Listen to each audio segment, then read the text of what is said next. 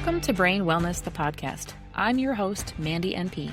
What started as all things related to brain health and wellness has morphed into largely brain injury health and wellness, with occasional other neurological topics. My mission remains the same, to help you on the path to a healthier brain. So, without further ado, let's get into the show.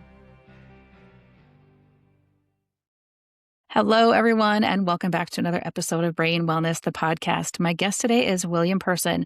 William is a former 9-year Team USA bobsled athlete whose career left him battling the devastating effects of CTE. At his lowest point, he could barely get up off the floor, lost in confusion, depression, intense headaches, and a deteriorating brain. Hope came when he discovered hyperbaric oxygen therapy, which restored clarity in his thinking, color to his vision, and purpose to his life. Today, William is on a mission to raise awareness of brain damage in sports, the military, and other lifetime collisions, and share the importance of protecting and healing the brain. He's on a mission to open a nonprofit post-concussion recovery center to help athletes, veterans, and civilians heal from brain injuries at no cost to them. To realize this mission, he's opened a 501c3 charity and has launched a GoFundMe, which will help him raise funds to purchase a multi-person hyperbaric oxygen chamber and open a post-concussion recovery center where anyone battling CTE and brain injury symptoms can get treated at no cost to them. By removing the burden of cost, William hopes to give quality back to life to as many people as possible, but he needs the public's help to do it. And I'm really, really excited to have you on here so that we can talk about this shared mission that we have. So welcome to the show today, Mike. Well, thank you. Thanks for having me. I appreciate it. Yeah. Yeah. Oh, absolutely. So my first question to people is always just what got you into doing what you're doing? So I think your bio kind of gave it up there, but if you could expand on that a little bit. Just what? Surviving. I was Yeah. trying to survive. Yeah, you know what? I was a counselor. I was a mental health counselor most of my life. When I wasn't being an athlete, that's what I was doing. I even owned a treatment facility for youth. Very cool. Matter of fact, I opened it when I was a baby. I didn't realize it then, but I was probably 28 years old when I opened. And the crazy part was most of my clients were less than 10 years younger than me. Like, it wasn't a big age difference, but I was like their father. It was an inpatient program. They lived in my program. It was in the community. And now when I think back, I was thinking, I did what? I look at these little kids running around at 30 now and 30 and 30. And I'm like, I was doing this in their 20s. Like, but yeah, that was my passion was mental health. And it actually come back and full circle kind of helped save me Mhm. in the end. It really did. Because once those CTE symptoms kicked in, life is just like, oh my God, like, what is this? You just want to give up. I think that's why there's so many suicides right now, because people, they want to give up. Your brain is Yeah. telling you to give up. There's actually, and to this, the one thing I'm not really sure about, like, I don't know if it's like a auditory voice that I actually heard that was telling me that all the time, or if it was just my own consciousness telling me, like, you don't have to live like this. You don't have to be here anymore. And then even after my teammates started to take their life, I guess the number one thing that pushed me over was like one of my teammates, he wanted to be a writer. And everybody knew I had connections to people in Hollywood. And so, like, I don't know, it's just kind of like they would just reach out to me, you know. And I guess the weird part is my buddy, he was calling me with these crazy ideas for movies. And they were just movies I've never seen before. And I'm a movie fanatic. So I'm thinking, wow, man, that's great. And so I'm showing him all the right ways to put in the linear screenplay format. That's just the proper format to try to sell something in Hollywood. So I'm teaching him this. So I get these random calls. He'll call me. We go over some stuff. But I thought his writing was so brilliant. His concepts, anyway, the concepts were brilliant. Until the very last time he called me, he was speaking some gibberish or weird Nordic language. Or I don't know what he was speaking. And because I own treatment facilities and I used to run some of them, like, it's mental health. That's my background. And so I'm telling myself, I got to help my buddy. But he got so frustrated with me because I couldn't understand him that he hung up the phone. And man, like, even though I told myself every day to help him, I didn't do anything to help him, right? And eventually I got the word that he went to his family's factory and he hung himself. And when it happened, like, I felt responsible. I felt guilty. Like, I definitely was embarrassed about it because, like, I just felt like I didn't do anything to help this guy, and I should have. And the truth was, eventually, a lot of things lined up at the same time. Like, for example, when his autopsy report came out, it came out around the same time as an article written by the New York Times called Sledhead. And that article just really outlined a lot of illnesses in the bobsledding community, in the bobsledding skeleton community. But the crazy part is, like, I read that article and I thank God all the symptoms missed me, even though I had been struggling for a long time. And even with my friend Pablo, when he called me that time, like I felt guilty, but the the truth was I was living on the own floor of my own place. Like I didn't even go in my bedroom anymore. Like I would take my bed and I had put it in the living room and I was living there. So I couldn't help him. I realized I couldn't help him because I needed help. Yeah. And but this article really kind of helped put me in the right arena because I was so far off. I thought this was diabetes or something because I know people with diabetes and I know what low blood sugar looks like. But my doctors were checking me for man, probably over a decade because I'm going back every year thinking, okay, this year I'm going to get insulin because I had Mhm. these cloudy days. And so I'm thinking that's what it was. But the Mhm. truth was, until his autopsy report came out, until I got other people talking, I couldn't even connect the dots myself. Yeah. Yeah, yeah. So let's back up for a minute because I want to hear a little bit about being a bobsledder. Yeah. When I was in high school, I think it was my marching band. We went on a tour and we went to one of the Olympic facilities. And I remember sitting in the little bobsled exhibit they had and taking pictures because I was so enthralled in bobsledding. So I probably watched you compete at some point. That But must have been in Lake Placid, huh? yeah, I think it was. Yeah. Yeah. So tell me a little bit about just kind of that rush of being a bobsledder and the experience that you had in that arena. First of all, I want to apologize a little bit today. Like every so often, I'll stop using my chamber just to Mm, kind of see where I'm at. Because usually, I met so many people who get that permanent relief, and I don't get that yeah. permanent relief. I'll if I go like 30 days without it, like I'll start to get a little bit. So I do little tests every now and then to see where I'm at, and I did it over the last few weeks, and so now I'm a little bit slow. My speech is a little bit slurred, so I apologize in advance. So hopefully, you guys can Oh, understand absolutely. me. So yeah, I'm sorry. So You what are was your fine. question? I just wanted to get that out there. Yeah. So I Yeah. just wanted to hear what it was like being a bobsledder first off, because I always wanted to do it for a long time. Well, I'm glad you didn't do it. How Yeah. about that? But, because you'll be sitting over here where I'm sitting at right now. But, no, it Right. was, it's in my country, and at that time, like I said, I had opened, a youth treatment facility, so I'm living my best life. I'm in helping people, which I love doing, and now I get Hmm. to represent my country. I always thought it was gonna be in the sport of track and field, but it never Mm. happened for me. I never made that national team over there for track and field, so and it How'd you opened get up into bobsledding? well, there was a tryout for the 2002 Winter Olympics that were coming up because they Okay. had NBC hosting these tryouts around the country, and they did one for us in Utah, and I went for that tryout, and I set a new record on the tryout. That's the short version. This guy offered me a lot of money to race on his team, which he didn't have, which is another problem with the sport. The transparency over there is really horrible. But yeah, Mm. but the thing is, by that first week, I realized that this guy wasn't going to get us where we need to be. He didn't Mhm. have any equipment. He didn't have any funding. Matter of fact, even when I pushed him in the sled, the girls' times were the girls were beating us to the bottom of that hill. So like we didn't have a chance. We weren't going to beat any ranked teams. And so eventually, some of the ranked teams were in town that week, and I wound up getting picked up. And rest is history. So I started the tryout was on a Wednesday. By that next Friday, I won the America's Cup medal. NBC ran that story, and it was something that was new for me. It was different, and I just kind of ran with it because like I said, I always wanted to represent my Mhm. country on the national level, and if I'd give me that Yeah. opportunity to do that, Yeah. Yeah. yeah. And where do you see the most concussions happening in bobsledding? Well, now that I know the sport, that's the problem with the sport. Mhm. You don't see the concussions. Our brains, like if you go to any lake early in the morning, it's like so smooth. Like, that's how the ice should be. But in many cases, the ice is not like that. It has like there's ripples in it. And so if you run those metal blades across those ripples, it's kind of matter of fact, if your jaw's not closed tightly, your teeth are shattered. Like like Mhm. a shaken baby syndrome. It's the equivalent, and it's violent and it's fast. It's like you know.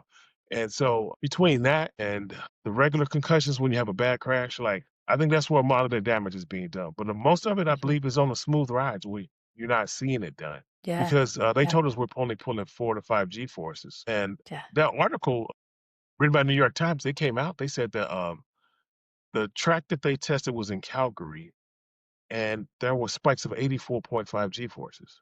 And that Calgary track is very pleasant track. That's the one you saw the movie Yeah. Cool Runnings, if Yeah. you ever saw that movie. Yep. Yeah, that track Yep. is very smooth, it's mild, it's not very violent. And there were spikes of 84.5 G-forces. So that let me know if you go to some of these difficult tracks like in Lake Placid, like that's a very dangerous track. The one in Altenburg, Germany, the one they have in the Olympics in Cortina, Italy.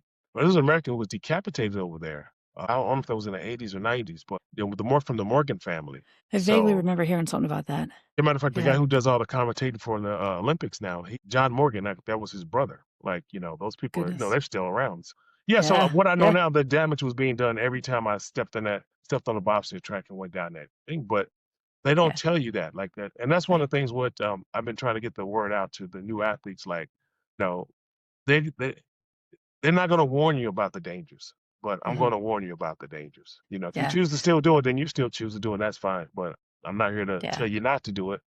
But Right. this is what's going to happen to you down the road. And then to get an idea of how much your brain was shaking around, how many times did you go down that track in a day? That's the problem. There's no regulations on that. So there was times where I took one ride. Sometimes I did seven. Oh, I did seven rides before. I've done six rides. I mean, so and I did that for like 4 to 5 months of the year, 3 to 5 days a week, and I did it for 9 years. Mm. So I don't know what that number actually really, really looks like, but Yeah.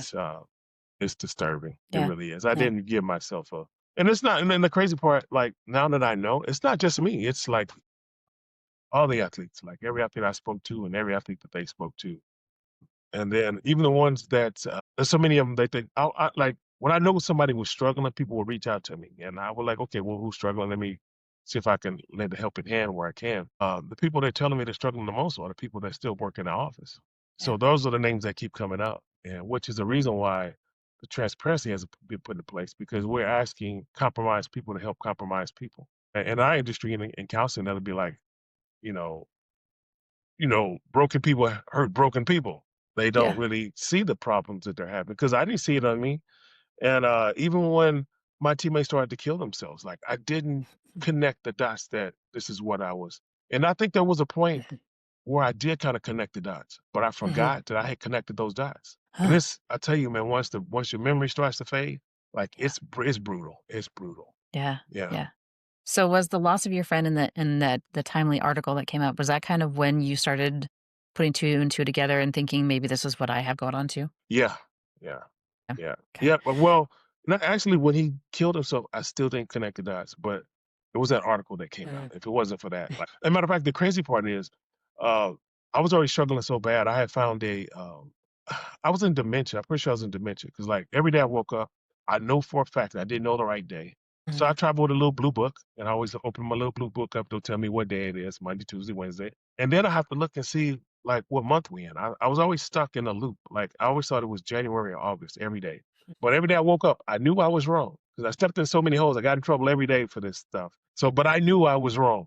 And so that's one of the things that saved me. I started putting things in place to kind of help me.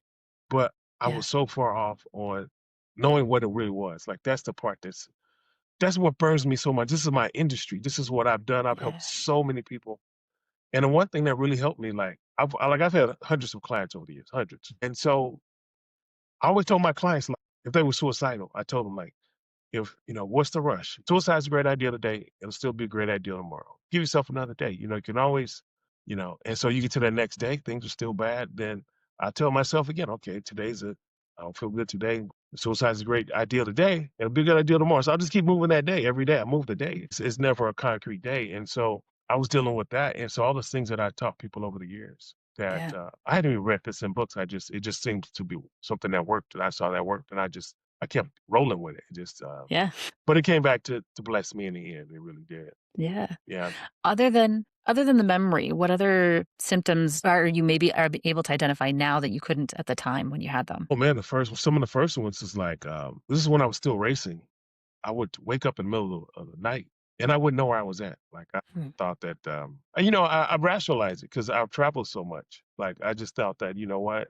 I traveled so much, I got such a great life. I don't know where I'm at because I'm just traveling. I'm enjoying life. That's just what it is. And the truth was that wasn't it. Sometimes I'll be Mhm. just like, ah, Mhm. but it's much better than where I was. So I try not to complain too much. Yeah, yeah. Yeah. I But can yeah, feel you on that so one. my other symptom was this is during my racing days. So I hadn't been home in a while, so I went back home and I saw some friends, and we went to go shoot pool. And my buddy was like, "Hey, man, that's your ex-girlfriend over there." And I looked. I was like, "Oh, she's pretty, but I don't know her."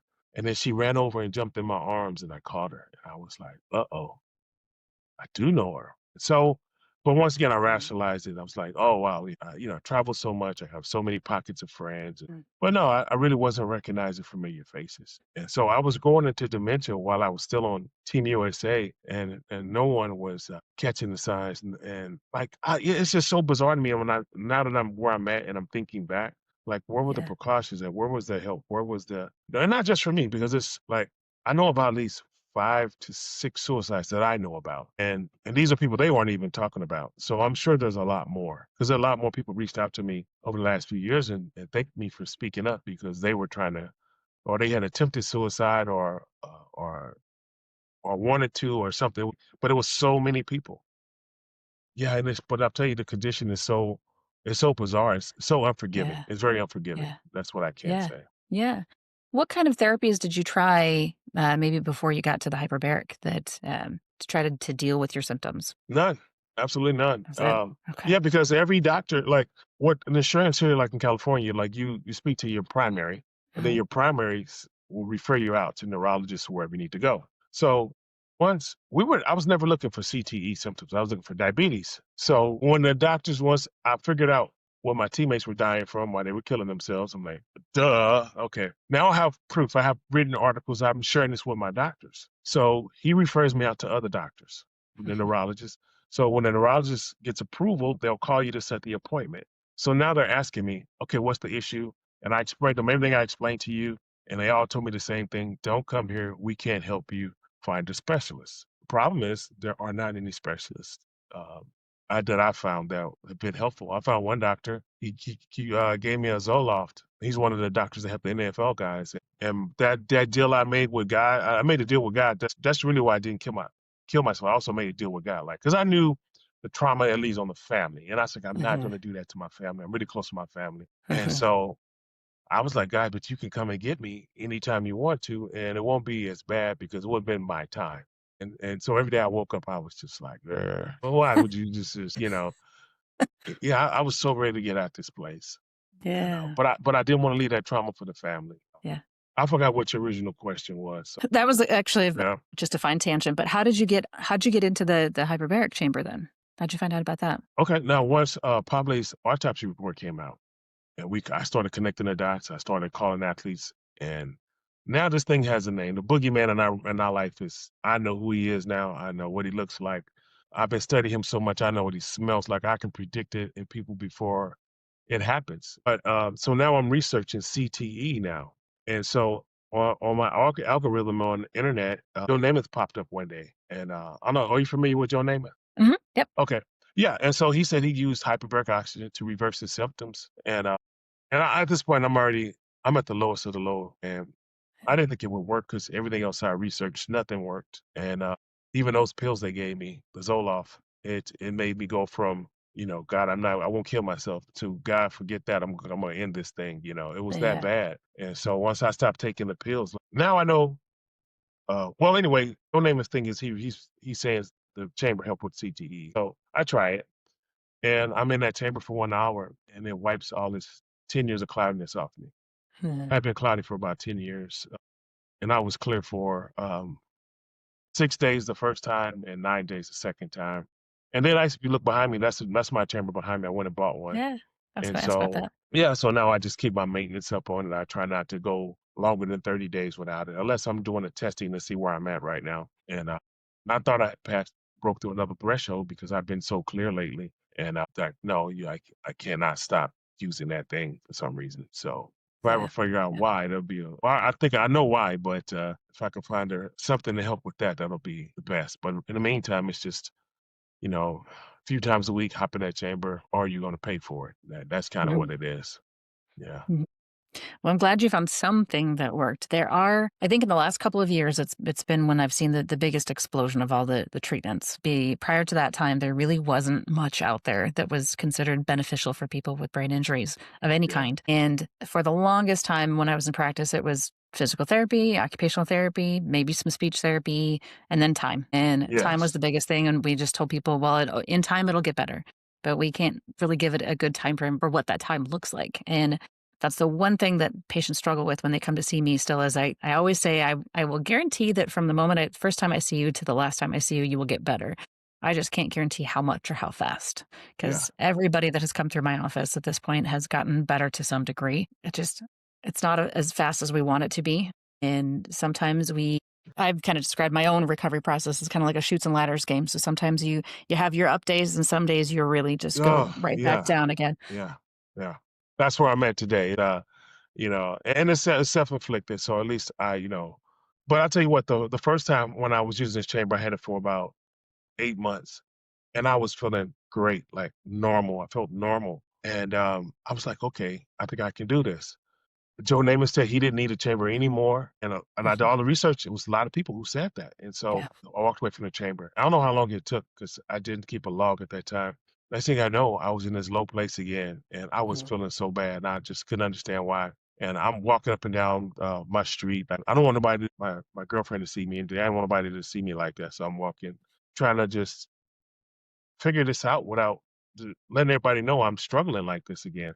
And then I Mhm. went into my house and I literally tripped over this chamber because at that time I had a loft suite. And this was it. I had just bought this thing, so it was in the living room. And so I tripped over it. I went, oh, yeah, wait a minute. I have to see if I still need this thing. But I tell you, man, once that mind starts to float, it's like, my God, it's your loved ones around you is going to be your savior, and Mhm. one of the things I keep preaching to people because I'm Mhm. watching these NFL guys. Almost everyone that I've seen who committed suicide in the last couple years, they were living separate from their wife now, except for one guy. One guy was still at home with his wife and kids, but he lived in the back bedroom, kind of isolated from everybody. And so that's what this thing will do to you. It will isolate you quick. Like I was interviewed by HBO Real Sports. This was like 2020, and they're asking me simple questions and we're talking strictly about bobsledding. And the cameras are on me. No big deal. I'm used to that. Instead of me talking about bobsledding, I'm now talking about birds and squirrels. And I saw my brain doing this, and I was like, "Stop it! Come back! Come back!" And I couldn't, and I had a meltdown right on camera. Mm. And I was like, "You know what? Okay." I told them I had 30 minutes to call me back, and I just hung up on them. Bye. I'm sorry, I got to go. So they called me back. We finished the interview, but I told myself, you know what? I just haven't been in front of the camera a lot. And it's because, like in my early 20s, I was doing stuff with like Tom Cruise and Cuba Gooding Jr., like Jerry Maguire and stuff like that. And Mhm. so I'm used to the camera. I've always been like did modeling and stuff. It's just what I've always done that stuff. So I said, okay, I know what it is. I just haven't been in front of the camera that much. So for the next 2 days, because I got a interview with NBC on that Friday coming up. So I'm in every mirror in my house. I'm just studying myself and I'm just talking to myself. If you can talk to yourself in a mirror, you can do any interview you want to do. And I said, okay, that's it. And then on that Friday, I had an interview and the same thing happened. And I was Oh, like, oh shoot. my God, like this is just. And at that point, like I was embarrassed of who I was now. Like I was ashamed to speak in front of people. I was afraid for people to see me the way I am. But for me, I think what it did, it allowed more people to get sick and die because I was now hiding from the media. And so that's why you see me now with doing that push now. Like I just don't care. This is what I am. This is who I am. I'm better off than where I was. I'm not on that floor begging for death anymore. Mm. And that chamber has definitely done some things to bring that back. And so I've Yeah. been doing my best to get it out there for everybody because it's so expensive. Not many can afford it out of their own Yeah. pockets. Yeah. Yep. So why the idea to do this then, to create this center where people can come get it for free?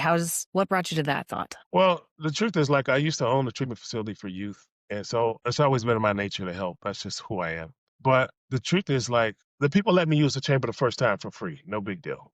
They let me come in the second time for free, no big deal. Now I know it's not a fluke. I know it's something that's working for me. So if I really was diabetic, that chamber is my insulin. So now I needed $20,000 or $22,000 or something like that in order to pay for this chamber that I had just bought a house for me to die in because I knew I was in dementia. So I just spent money on buying a house. I didn't have that money laying around. And Mhm. so I don't want anybody else to have to deal with that. I'm the worst case scenario. No one could probably have more concussions on them than me because I did it for 9 years. And if it wakes me up and it takes that darkness off of me, then it should take it off of most people. I don't want to Mhm. say everybody and give people false hope, but if you would have known where I was at and to where I am now, like that was not too many years ago, like I couldn't talk very well. I couldn't find words. I couldn't form sentences very well. And this is actually my bad day. This is a bad day for me right here. This is like the worst as it gets, and I'm not complaining because I know what to do when I'm not feeling good. As soon as we get off this thing, I'm gonna hop back in that chamber because I neglected it for the last last month or so. and I'll be back in there on my regular maintenance stuff, and I'll be okay. But I'm trying to fix it where people can do that. And what I Mhm. learned is there's these subgroups, and I made a chart one day. One day I woke up, I was so clear. I made a chart. I was like, "Whoa, these social statistic classes came in handy." And so I looked at people who had head injuries, and these were people that I met along my journey. Like, there's a housewife who fell and hit her head one time. The doctors can't figure out what's wrong with her, and she has the same symptoms as me and my teammates. And I'm asking her, were you athletes? She's like, no. But I know also about these women out here who had so much domestic violence done to them that they're now being diagnosed with it upon death. Because you only get the diagnosis when they do your Yep. autopsy. So Yep. now these women, household wives, are now getting diagnosed with CTE upon death. But another group that I found was our military. Every year, 6,400 veterans commit suicide, around that number, 6,400. But what they don't tell us, there's an additional 5,000 that overdose. And CTE, all the athletes who kill themselves, most of them overdose. And that's the thing about it. They don't tell you that. Even if they leave Right. a suicide note, they don't count it as suicide. So to me, that's a suicide. That's 11,000 veterans per year. And all I could do is look at myself. I was thinking, wow, I got this chamber right here. It doesn't cost me anything to turn it on. And so I'm helping everybody I can possibly help can come.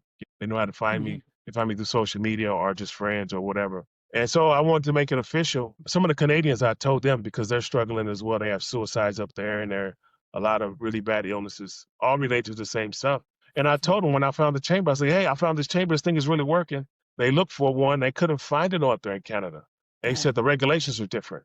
And I said, well, you know what? I just bought this house. It was really my death house, but now it's my live house. And I said, you guys can come here. And that's how it started with me opening up the center. I said, you just come here and you come get whatever you need.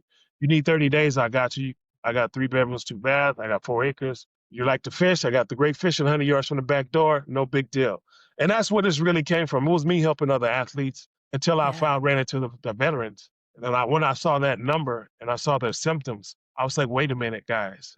Misdiagnosis. I believe these PTSD. I'm not saying it's not real. Please, I don't ever want to say that. Mhm. But they've been checking their brains. And most of the ones they check who had PTSD, they check the brains when they die, and they now know that there's CTE there. So I'm thinking, oh my God, it's the same. So I've got to help the military as well. So Mhm. and so I went from opening at my little lake house thing I have to I found a building that my dad he was a roofer for many 30 years or so. He retired. All these guys are RV sitting in that building. And he was about to sell it. And I was like, hey, wait a minute, Dad. Wait, I got an idea. And so that building over there, like I have a company that wants to build me this chamber. It can do like a 4-person chamber or a 6-person chamber. If I had a 6-person chamber and I'm open 8 hours, I can treat 48 people a day. Mhm. That's how simple this thing is. And I'm only treating them with things that help me come back, things that I know that are a service, things that aren't going to do harm. I'm Yeah. not out here trying to be Dr. Frankenstein. And no, it's just, and there's so many people doing it around the country. And that's what baffles me. Like, there's some people out here who can get the help and the resources, Yeah. but there's many who won't and who Yeah. can't, who don't even know these things exist. Yeah, Yeah. and that's what I'm trying to do. I'm trying to bring it to an underrepresented population who needs the help. Yeah. Yeah. Yeah, when you look at all the opportunities across the nation, there are several places that have hyperbaric chambers and other treatments like it. There's a exercise with oxygen therapy, so you ride on a bike Hmm. and have the oxygen in 15 minutes instead of the 90 minutes in the chamber. Yeah, But it's all of these options are out there, but many of them are out of pocket expenses for people. yeah, And they it's all not are. yeah, Yeah, it's not covered by insurance. Every once in a while, you can submit it and you can get it covered by HSA, your health savings account. But other than that, it's out of pocket expenses. And when you get to the point where your brain injury has caused you so many symptoms that you can't work, it's yeah, really hard to pay for things that are out of pocket because those pockets are empty. yeah. Well, that's exactly what happened to me. Like I said, I was a counselor, and eventually I realized I shouldn't be processed too slow. I'm not quick with it anymore. Matter of fact, when I worked in youth corrections, if there was a riot, I was the one that went in and calmed everything down because I was always the mellow guy. That's always been Yeah. me. I got to the point where I knew that that's not. Matter of fact, one of my last clients, I don't know if I can even say this or not because he's deceased, but he was a really. I managed one of the celebrity rehab places in Malibu for a while, and he was one of the guys. Well, he's on Friends, you know who he is, Matthew Perry, Uh-huh. like work with people like that. So, but yeah, it's just that this has always been my life. This is what I've always done, And once I found something that really helped me, like, how could I not help? How could I not speak up? Yeah. Yeah. Yeah, yeah. So it's a great mission, and I will do whatever I can to help support that mission for sure. Because my mission is always to, the beginning of my show, when you listen to the little jingle at the beginning, it's always up. My mission is to help people have healthier brains. Yeah. So for the first 2 years of my show, it was my mission to help you have a healthier, happier brain. And I can't always guarantee the happier part, but the healthier part is what I'm working on. So Yeah. I think we're on a very cohesive mission on that one. Well, What is one? I'm Yeah, sorry, go go ahead. ahead. Sorry. No, I said I think like my biggest struggle right now is if you've ever seen that movie Concussion with Will Smith, like as soon as I start speaking up, like I've been getting the warnings. I haven't gotten the threats, but I've been getting the warnings that there are people that don't want to hear this message. They don't want this Yeah, information coming out. They don't want me talking about it. And I say, and I tell them, I said, well, send a message back to them that they left me and my teammates to die, so I won't stop talking. I'm going to keep helping until I can't anymore. And so, like, whistleblowers in America don't live long, and that's just kind of what I'm up against right now, to be very honest. I'm not trying to get dim, yeah, grim, and dark, but everybody in America knows what that is, and so my life has turned out just like that. yeah, But you know what? It's not going to stop my journey. I got up off that floor, and I'm gonna help as yeah, many people get off that floor as I can. And yeah, also, I'm yeah, not sure if you've been paying attention, but if you look at a lot of our mass shootings are related to people with this condition. And I put out a video. There was a guy who went to the NFL office to do a mass shooting. It was like 2.5 months ago. So my yeah, social media, somehow the internet made me out to be this CTE guru. Like, I don't know how that happened, but it's not really true. But on that day when that guy did the shooting, social media was going crazy. My phone started ringing, so I made a video. Matter of fact, I'm wearing this shirt right here on that video. yeah, And I look really bad on that video. I had to give you a warning if you guys go look at it. It's one man with a chamber on TikTok, one man with a chamber. I'm just walking and talking, no lights. I'm just looking all disheveled, and I'm just walking to the store. But I'm telling people, like, we see the athletes doing these things that are awful. I see it, but the truth is that's not the population that I'm in fear of. I said the yeah, population we need to be fearful of is our military, because they have the same condition.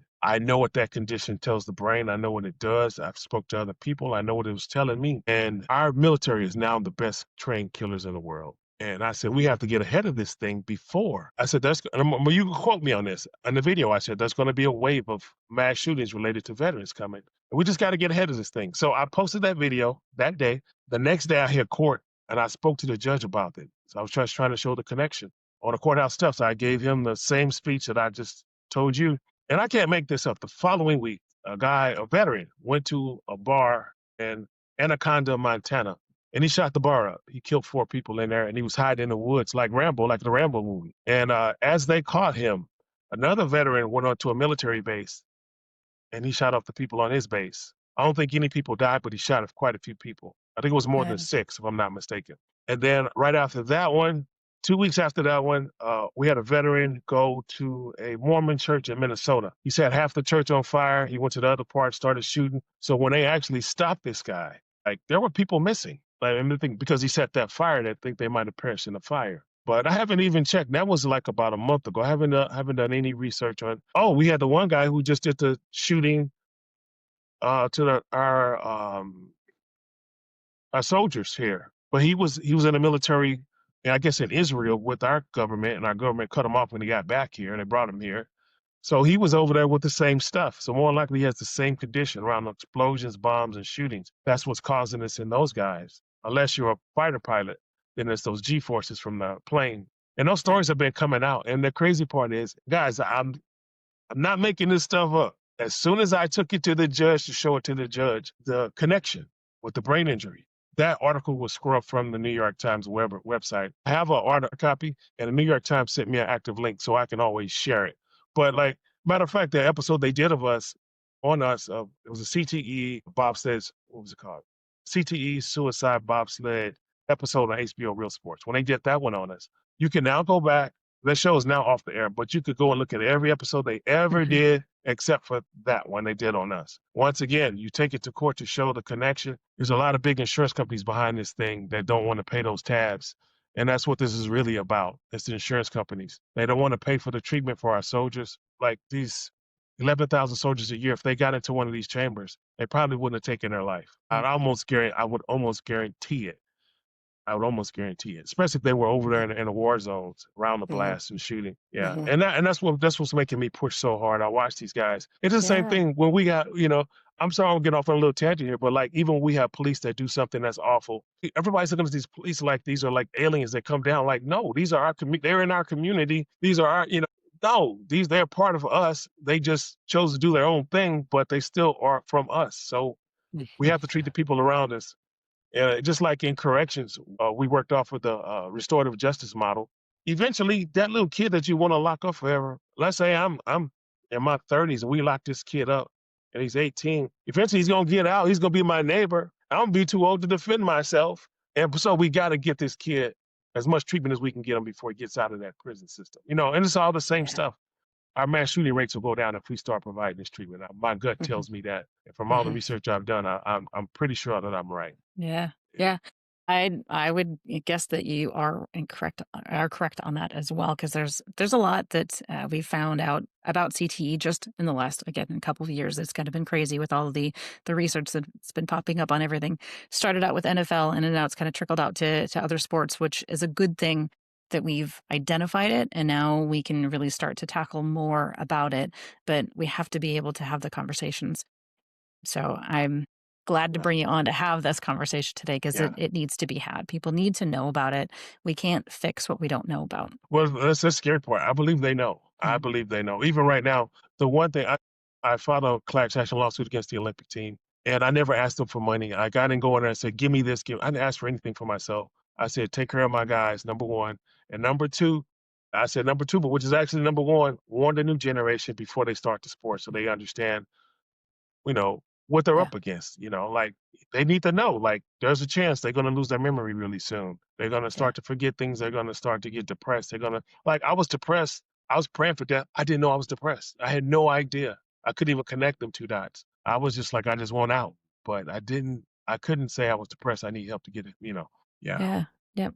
Do you know if they've made any changes with the helmets or precautions or anything in bobsledding since you were doing it? No, see, our last four court sessions, guys, follow me. I can't make this up. My lawyers are now standing with the defense. They're together now. Yeah, they made an offer last January. It's for $2.1 million. The $2.1 million will only go for them, for the lawyers to get paid, number one. I'm pretty sure that money's included in that. And for number two, for them to pay for doctors to evaluate us, not to treat us, not to tell us what the treatment should be or would be or could be, just for them to watch us, evaluate us, and to watch us die. And I told the judge, we're not lab rats. So my last four court hearings is literally myself versus my law team and this other high paid law team. And I'm the last one who should be there fighting this thing, other than my passion, because I'm not a lawyer and I Mhm. don't know the law.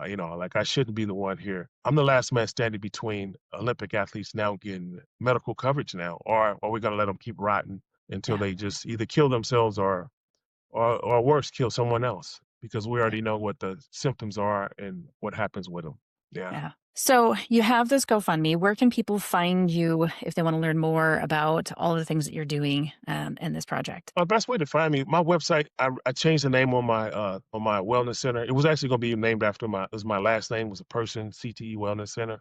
And then once I found the soldiers and I was just looking at these guys and I'm thinking like what connects them with us? The story kept coming up over and over, this question. And it's the American flag. So I changed it to the American Post Concussion Recovery Center. So that's what we'll be next. So I changed the website. So now hopefully this next week it should be finished. Yeah, So we changed the names to get up and going. But I have a social media channel, One Man with a Chamber on TikTok. You can find me on all social media platforms. And if it's your loved one is having struggles, reach out to me. I'll show you how to kind of help yourself and kind of get heaven a little bit because there's things that you can do. Trust me, I stepped in every pothole. Matter of fact, if during COVID, I bought four stinking cars for some reason. I had to have these four cars. As I get this, and I'm getting rid of it to get the brains. It's just not. That's why all these women were divorcing these guys. They're splitting from them because our brains. We're not mhm, thinking straight. I'll help you. And the number one thing that you should be looking for, you hear it all the time on every interview after somebody does something horrific crime or harms himself. It'd be like they just weren't acting like themselves. Only you know what that looks like because I promise you, I didn't see it in myself. My Mhm. teammates couldn't see it in themselves. No one sees it in themselves. We can't. We just can't see it. We can see when somebody else is acting out, but we Mhm. can't see it in ourselves. So they're the only answer. The loved ones are the answer, and that's who saved Yeah. me. Uh, Yeah. yeah, I missed a whole big part of that story, but yeah, if it wasn't for them uh, seeing what they saw, and when I was trying to explain it to them finally, because most people will tell you like, oh yeah, I start talking and I can't remember what I'm saying, or I go in the room, I can't remember. If you're talking this to the much older people, they'll say, oh, I do that too. So they'll help you rationalize and minimize it, and so you're not really getting the help that you need because Yeah. other people will talk you out of it. But the loved ones will know when Yeah. you're doing something that's weird, and that's Yeah. when you They need to usually do. act. Yeah, and that's when you get into the signs where it's I don't want to say it's almost over or you get to the point of no return. But once the behaviors kick in, oh my God, like that's just it's not gonna get better on its own. And so Yeah. find me, I'll help you find chambers. My company, what we were doing before, I was finding chambers around the country and I would help people find them in their neighborhoods. And sometimes I could get it done for free or cheaper. So that's what I was doing. And I was like, you know what? Let me just open up my own center and they could just Yeah. all come here and I don't have to keep trying to fix these relationships. And I don't know what those people are doing in their facilities, Right. but I know what we'll be doing in our facilities. So that's the thing, really making sure that we don't want to do any harm and we want to help everybody. And so this will be open to the public, but our goal starting out will be with our military because we got to cut down that mass shooting Yeah. rate. Yeah. 31% since 2012 are our veterans, which is Yeah. scary. That's Yeah, they're that our is American scary. heroes. You mean they came back and now they hate us? No. Yeah. And oh, by the way, you said something that really struck a nerve earlier, and I forgot to hit on it. And you could tell me if I'm wrong. I keep telling people I do not believe these are really mental health issues. I believe it's a physical injury because like every time I ever got injured, I was an athlete from 11 to 36. I was U.S. national champion at 36. I turned 37 that summer and I retired at that point. But I had a lot of injuries. So when you have that, you get a treatment plan. So the first thing we know with soft tissue, there's a fluids always come to that area. If it's a hamstring, a brain, whatever, you can get fluids that rush down to protect that area. That's what they Yeah. always told us. So for the first 72 hours, it's like ice only, no heat, just ice. Then Yeah. after that, you can be alternated. Then they'll do electric stimulation. They'll do ultrasound, acupuncture. Now they got those suction cups, which that was before my time. But so these are all different things that you can do now. But for the brain, that was never like I remember my first World Cup crash. It was 2 weeks before the opening ceremonies for 2002 Winter Olympics. In Switzerland, I couldn't walk straight for a week. I was like walking sideways in a hotel, and it felt like I was doing it for attention. I was like, I'm just trying to get some attention. Like I not really what do you mean I can't walk straight? But yeah, this thing is it's the only injury I've ever had that they never tried to treat.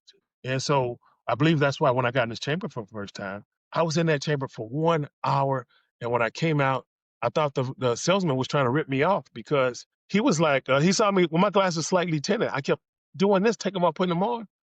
All the colors were so bright and vivid. And he was like, what's wrong? I said, I don't think I need my glasses right now. And he says, oh, you're one of those. And I was like, okay, I'm like this because I just bought this house. I can't afford this machine he's about to try to sell me. And I was just thinking, like, he's about to try to scam me. Like, but he was right. Some people get that immediate relief, and some Mhm. people need the 30 days of 2 sessions a day. And so, but 1 hour, I'm in that chair for Mhm. 1 hour. I guess Yeah. like I said, and after that, well, the next few hours, I was clear for 6 days. They let me come back at the end of that next week, and then at 9 days, I was clear. And so then I knew it wasn't a fluke, it was no accidents, and eventually I got one. And it's not even a company I started with. The other one was Oxy Health. I think it was Oxy Health, yeah, out of Orange County. But these people here had one that was a little bit bigger, and the price was a little bit cheaper than theirs. So I went with a different company. But yeah, man, but it's been a Yeah. lifesaver. And I just been out here spreading the word. It's like I don't make money from selling these things. I don't get any kickbacks if somebody goes and buys one. People was offering me that. I was like, no, I'm not interested in doing that. But no, I'm just here to spread the word and to Yeah. just help as many people as we can help. Yeah. Yeah. That's a great, great goal. So as we wrap up today, you've shared so much really good information today, William. Anything last that you would like to share with our listeners as we close out? Guys, I was in dementia. Everybody knows people go through that. Like I wouldn't count it out. And like I said, we're going to be open to the public. Guys, please find us. We have a GoFundMe out there right now. One man with a chamber, one man with a chamber, and you can remember that because I always said Joe Namath had a team of doctors, and I'm just one man with the chamber sharing my Mhm. experience. And so, yeah, we're gonna be open to the public, guys, and we don't want to turn anyone away unless you have certain health conditions that shouldn't be treated in those chambers. Yeah. Yeah, Yeah.